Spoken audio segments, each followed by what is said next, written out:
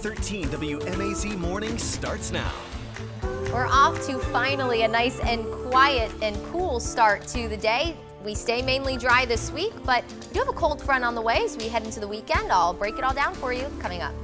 3 people now in the hospital after a shooting in West Macon, where the sheriff's office says it happened in what took place in Bibb County less than 2 hours later.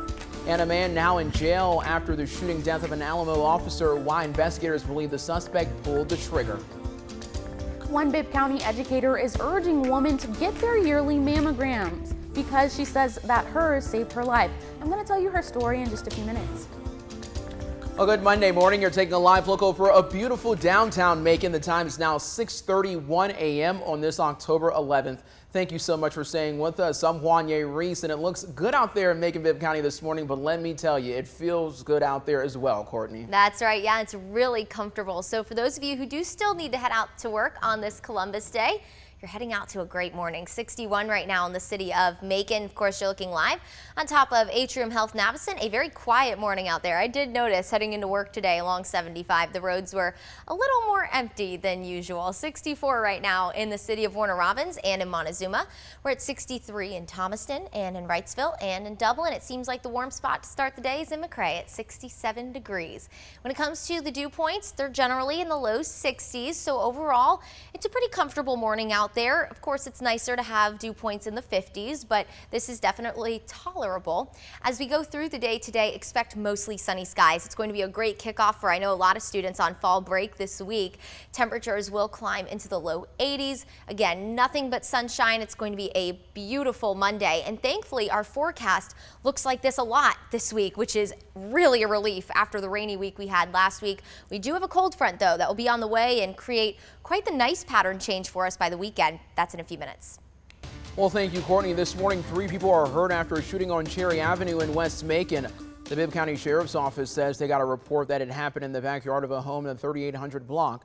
That's near the intersection of Brentwood Avenue. It happened just before 10 last night. The Sheriff's Office says the 3 shot are 46-year-old Percy Welch Jr., 38-year-old Antonio Carzal, and 37-year-old Tavares Lavendier. Now, they all went to the hospital. Welch Jr. is listed in critical condition. The other 2 are in stable condition.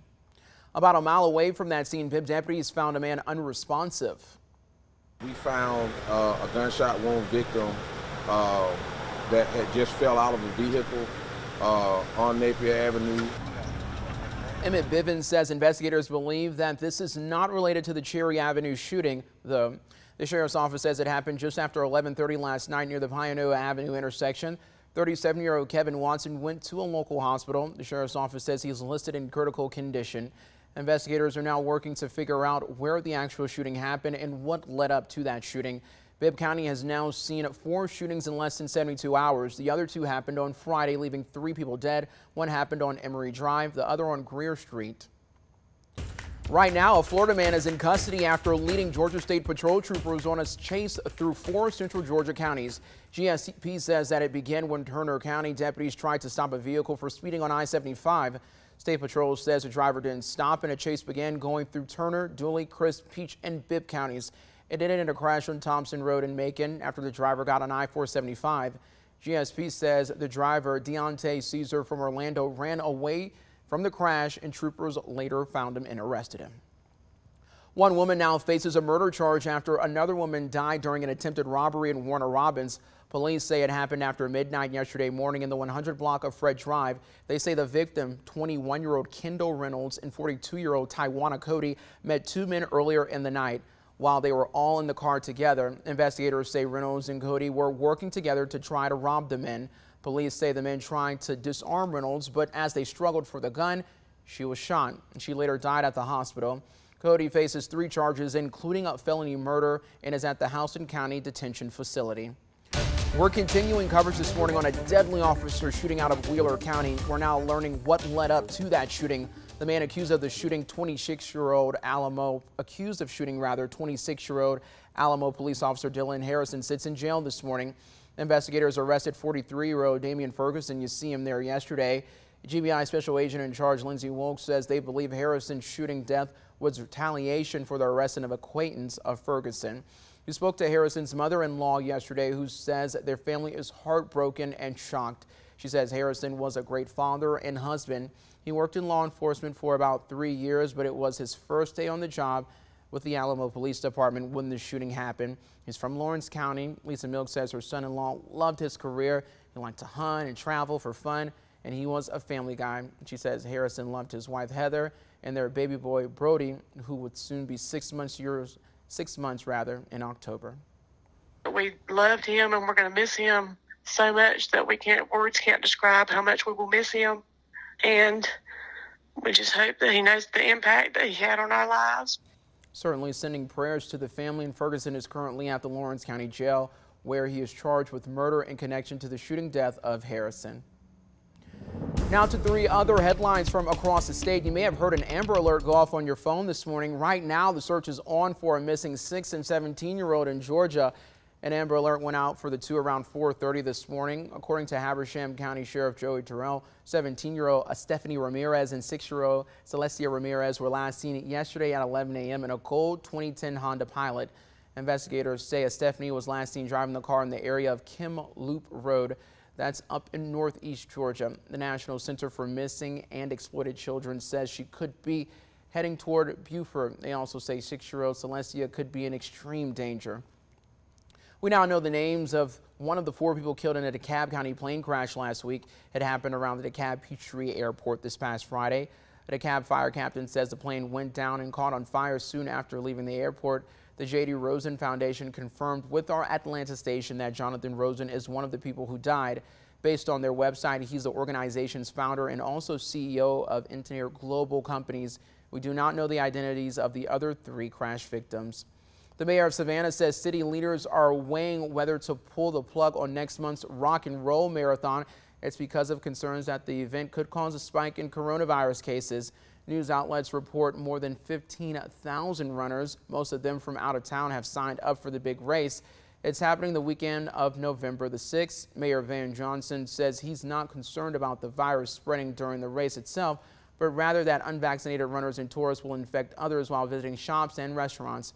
Johnson says Savannah's Medical Advisory Board will soon make a decision on the marathon. Today, the trial for 3 former Washington County deputies accused in a deadly tasing case is set to start. Former deputies Henry Lee Copeland, Michael Howell, and Red Scott face murder charges in connection to the death of Yuri Martin. It happened along a rural road in July of 2017. 2 years ago, a judge threw out the murder charges, ruling that the 3 were protected by qualified immunity. In 2020, the Georgia Supreme Court overruled the judge and said the case should go to trial. Looking ahead to tomorrow, Macon Bibb County Commissioners will start to talk about the future of the Thirsty Turtle and whether it will be able to reopen. This comes after 2 deadly shootings near the business in the past year. On Black Friday last year, a shooting along Cherry Street left 1 woman dead and 7 other people hurt. Deputies say the shooting started with a fight either inside or outside the Thirsty Turtle. Just 7 months later, another fight near the club led to a shooting, killing 2 people. The sheriff's office temporarily suspended the club's alcohol license after both shootings. Tomorrow, the commission will consider if they'll return that license or permanently close the club.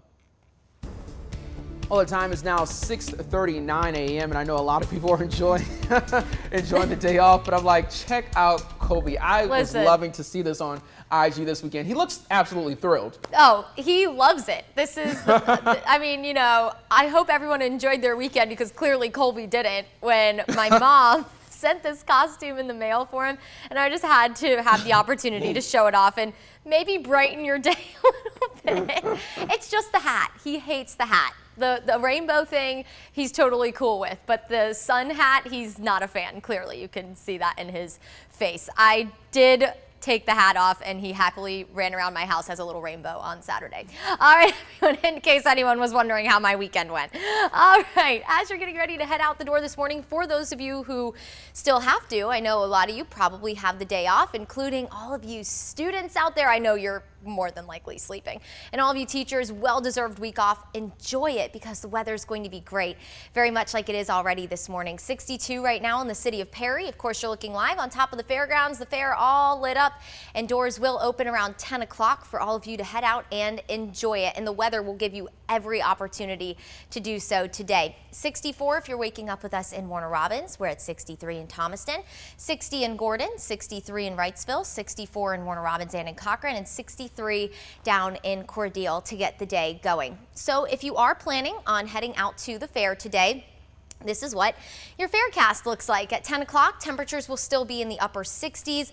By 3 o'clock, we are going to warm very quickly. Thankfully, we're going to see lots of sunshine, a much different picture than the start of last week. Temperatures will be in the low 80s. And as we head towards 8 o'clock tonight, temperatures will be in the low 70s. Believe it or not, sunset tonight very early at 7:06. When it comes to the humidity, of course, that makes a huge difference when it comes to the heat. It's one thing to be warm, but it's another thing to be warm and muggy. And where our humidity is going to stay, or our dew points I should say, are going to be in the low 60s. So while that's not super comfortable, it's also not super sticky. It's right in between. It's tolerable, I like to say. So it's going to be a nice afternoon. If you enjoyed the weekend, we're pretty much going to copy and paste the forecast today. As we go through this week, notice dew points are going to stay in the low 60s. The only difference you're really going to notice this week is just some extra cloud cover. We stay dry this week, and boy can our ground use it. So that's some good news. As we head into Saturday, notice those dew points do go up a touch and then drastically drop. Can you tell where the cold front is? Yes, it's on Saturday. And then behind it, humidity drops, temperatures drop. So let's take you through it. As we go through this week, high pressure is in control. There's a disturbance off the coast. Hurricane Center is watching that. Not going to bother us. Here comes cold front number 1. This one is going to fizzle apart, and thankfully so. It is causing quite a mess out to our west in the plains. Already have seen multiple tornado warnings going off in parts of Missouri for the start of the morning. We're not going to get any of that. We will get our second front. Now, when it comes to severe weather along this, it's not looking likely, but we are still obviously several days out, so we're just going to keep an eye on the progression of it. This front, where it originates way out towards the west on the western side of the Rockies, it's going to bring winter-like conditions to the Rockies as we go through this week. So that's how cold the air is behind this front. But of course, as it makes it to us, temperatures will be in the mid-50s Sunday morning, cool and dry. After that front brings us rain for Saturday afternoon into the evening, but we'll wake up Sunday cool, dry. Temperatures will only be in the mid-70s Sunday afternoon. In the meantime, enjoy this beautiful and warm week with temperatures in the low to mid-80s.